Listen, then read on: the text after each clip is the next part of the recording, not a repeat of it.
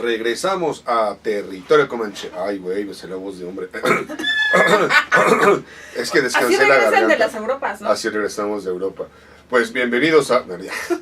Bienvenidos a Territorio Comanche. Estábamos hablando justamente de este rollo con el movimiento de Antorcha Campesina y la pues lujosa vida que se dan sus miembros, principalmente su líder, el señor Aquiles, ya les iba a decir Aquiles Cerdán, pero no es Aquiles Cerdán, es este señor...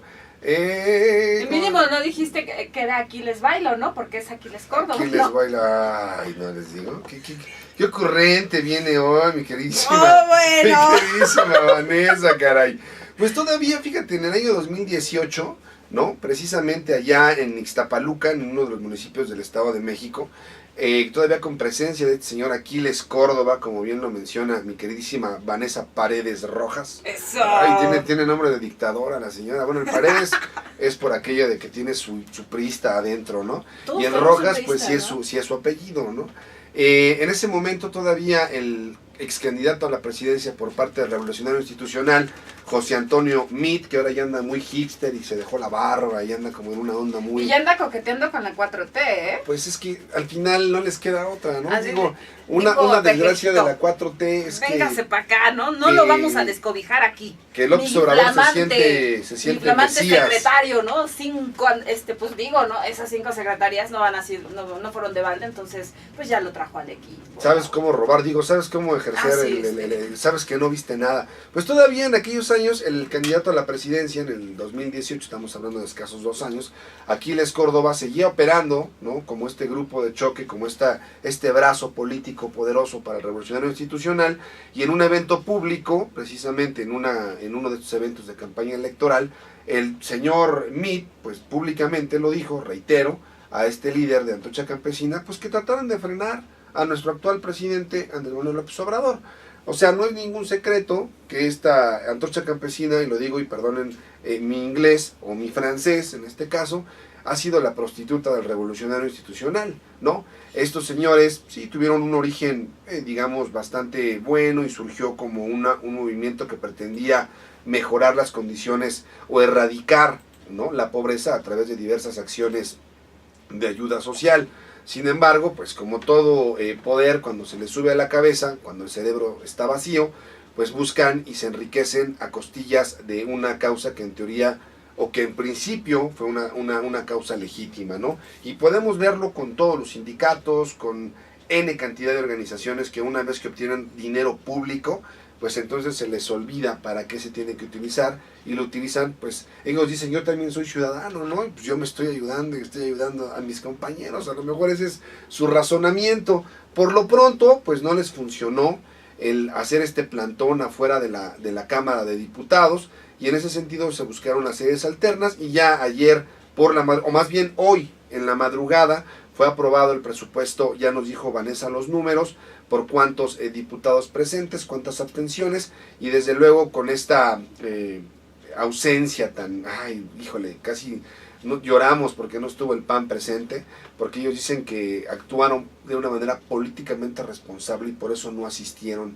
a esa toma de decisiones. Tiene que ver con lo que había dicho Marco Cortés el día 12 de noviembre, mi queridísimo Rod, ver, porque bien, él dijo ilumínanos. que pues nosotros estamos abiertos a todos los grupos de la sociedad, asociaciones, colectivos, colegios y todos los grupos de la sociedad con los que coincidamos en la necesidad de ser un contrapeso, en la necesidad de impulsar el sector productivo para generar trabajo, mejores pagados, en la necesidad de brindar seguridad a través de una mejor estrategia.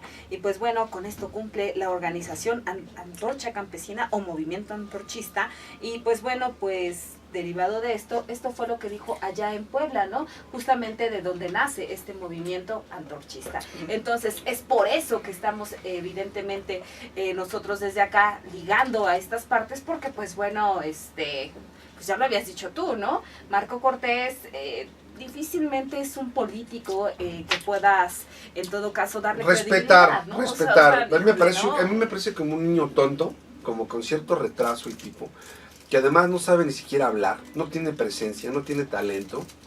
Creo que sencillamente tuvo un golpe de suerte, porque ya lo he mencionado en ocasiones anteriores, él formó parte de las juventudes panistas cuando estaba formándose en aquel partido, también Anaya, ¿no? El Ricky Ricón, ¿no? Con quien comparto apellido, pero hasta donde yo sé no comparto ningún lazo familiar, afortunadamente.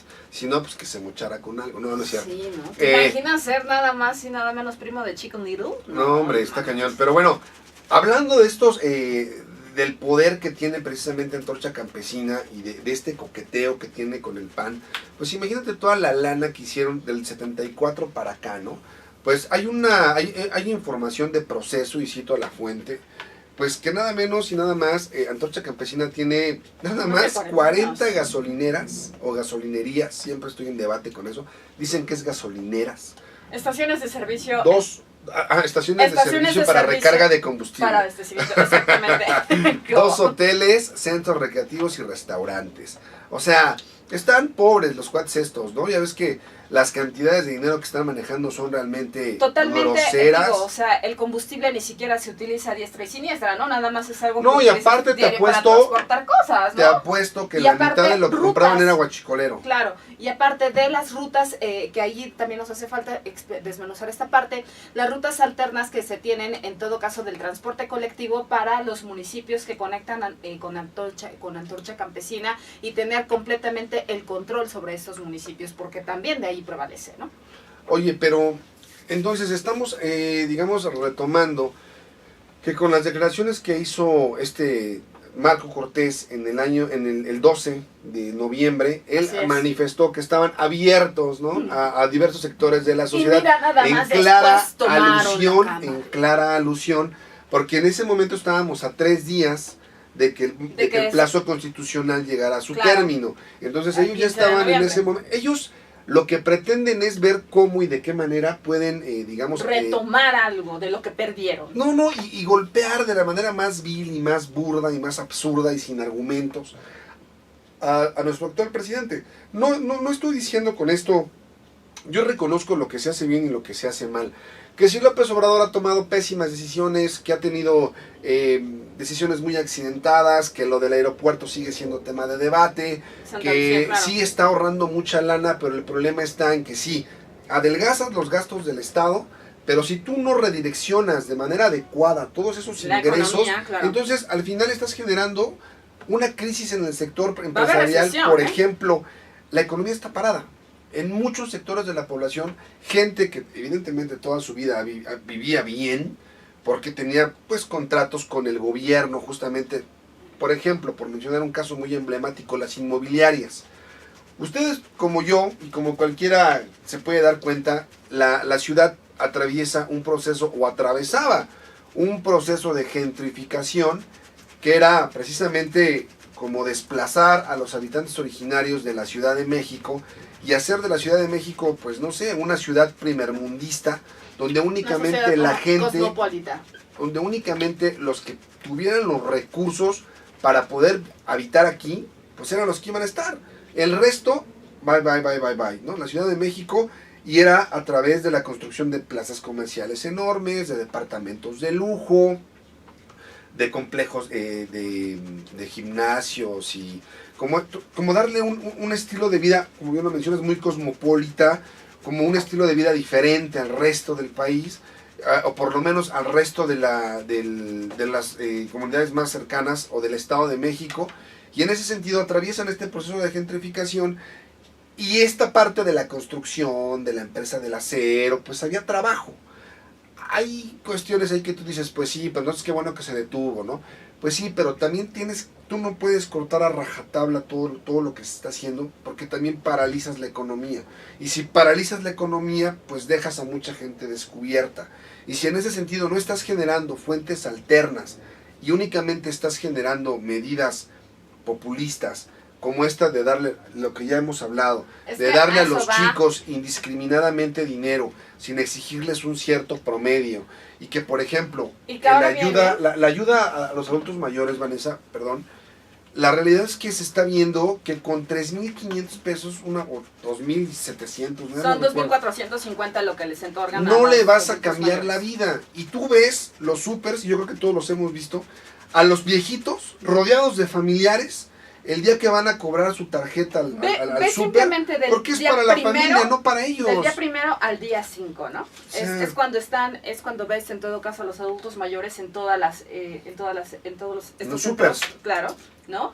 Y pues bueno, ahí vas tú con tu lechita, nada más me deja pasar, ¿no? Pues yo generalmente no voy por leche, yo generalmente voy por unas caguamas o por unos jack, voy por la despensa. Claro. Y en ese sentido te das cuenta que también está esto de lo que hemos hablado. Vamos a suponer, tú llegas, ocupas la presidencia y te dicen, tenemos tanto dinero disponible en programas sociales, tenemos tanto dinero en gastos operativos del Congreso, ¿no? Que ya se recortaron, le quitaron vehículos, se adelgazó todo el aparato burocrático, ok, tienes un excedente. Pero si tú ese excedente, lejos de que lo reinviertas y de que lo direcciones de la mejor manera, generando fuentes de trabajo, por ejemplo, reactivando la economía, sencillamente vas y se lo das al que tú consideras que lo necesita, dos cosas.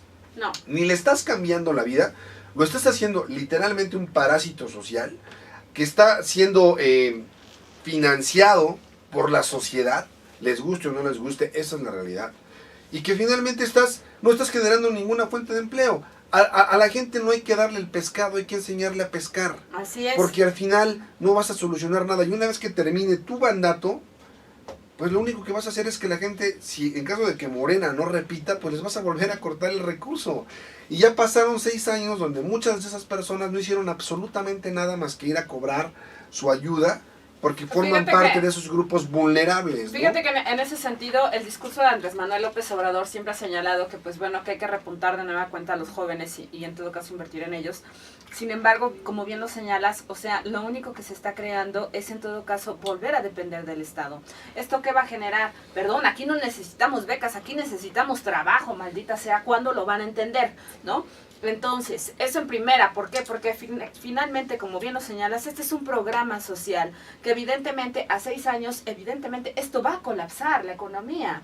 Entonces, si ya de por sí habías tocado intereses oligárquicos que entonces han creado disidencia política, después de esto lo único que vas a generar es que entonces, evidentemente, el partido que entonces te llevó de entrada a estar en la presidencia, también te va a deslegitimar. Y por ende estamos encontrando que hay una pugna política dentro de su propio partido y que ahora bien, por lo tanto, vamos a encontrar que esto va a quedar en una hecatombe. Entonces, ya lo habíamos señalado, ¿no? Por una razón, porque paras la economía, frenas todo, ¿no? Es que es muy evidente, estamos viendo que están quebrando grandes transnacionales. Exacto, dentro, ¿no? Exacto, o sea, la economía tú lo puedes ver. Yo personalmente lo he vivido en gente cercana a la industria del acero, que tenían, digamos, es una pequeña empresa que estaba despegando justamente a raíz de estos contratos, porque puedes tú venderle tanto a la iniciativa privada como al gobierno. Claro, puedes licitar. Pero la realidad es que ya ni estos cuates, entonces estás dejando a gente trabajadora, a gente que ha invertido su capital, generado por su propio esfuerzo y por su propio trabajo, y que estaba generando fuentes de empleo, que la realidad en este país los empresarios aportan creo que cerca del 70 o el 80% de los empleos. O sea, si tú no puedes golpear de esa manera a los pequeños y medianos empresarios, porque son los que están dando fuentes de empleo. Si el gobierno no tiene la capacidad para absorber un impacto tan fuerte como darles trabajo a todas estas personas, pues deja que los demás lo hagan, pero lo mínimo que puedes hacer es dejarlos operar con ciertas condiciones para que continúen creciendo. Pero si llegas y cortas a rajatabla todo esto, pues estás generando una parálisis, no tan solo en el ámbito de la industria de la construcción, fue por citar un ejemplo, pero también hay otros sectores que se han visto realmente mermados en sus ganancias, porque realmente ya no hay condiciones. Están recortando subsidios en algunos casos, se les están multando por X o Y por una sobrereglamentación para poder operar tus negocios locales. Y yo he visto tortillerías, papelerías, con estas ideas de, es que los vamos a hacer entrar en regla. Y pues a la gente a lo mejor sí hubo moche para poder empezar a operar y se saltaron uno que otro permiso y por lo pronto ya está clausurado el negocio y además tienen una multa. Y esa gente, si tenía alguien allí, ya no puede seguirle pagando, ¿no? Entonces, no puedes tú tener una visión tan sesgada, Y lo repito, y quiero que seamos objetivos, tanto Vanessa y yo, pues tratamos de ser objetivos en la medida de lo posible y reconocemos lo bueno. López Obrador llegó con 30 millones de votos, López Obrador fue el presidente más votado en la historia moderna de nuestro país. López Obrador, sí, pero López Obrador está haciendo las cosas mal. Pero precisamente por eso, porque gracias a esos 30 millones de votos, recuerda que por lo menos el 57% fue de votos jóvenes y por lo menos el 30% fue de primo votantes en todo caso. Por eso está respondiendo de esa manera a darles becas en todo caso para el proyecto que se llama, este programa Jóvenes Construyendo el Futuro, que también hay que decirlo que hoy día tanto los promotores culturales, deportivos y académicos, ojo, no están recibiendo el pago correspondiente. Además, si a esto le añadimos eso, ojo, ni siquiera saben qué hacer con estos jóvenes que están entrando a Jóvenes Construyendo el Futuro. De hecho, los tienen allí pensando de que, y bien lo dicen ellos, oye, a mí me pagan por no hacer nada. Y hay quienes dicen, yo quisiera estar haciendo algo y que realmente estuviese yo desquitando por lo menos estos 3,600 pesos que me están dando, ¿no?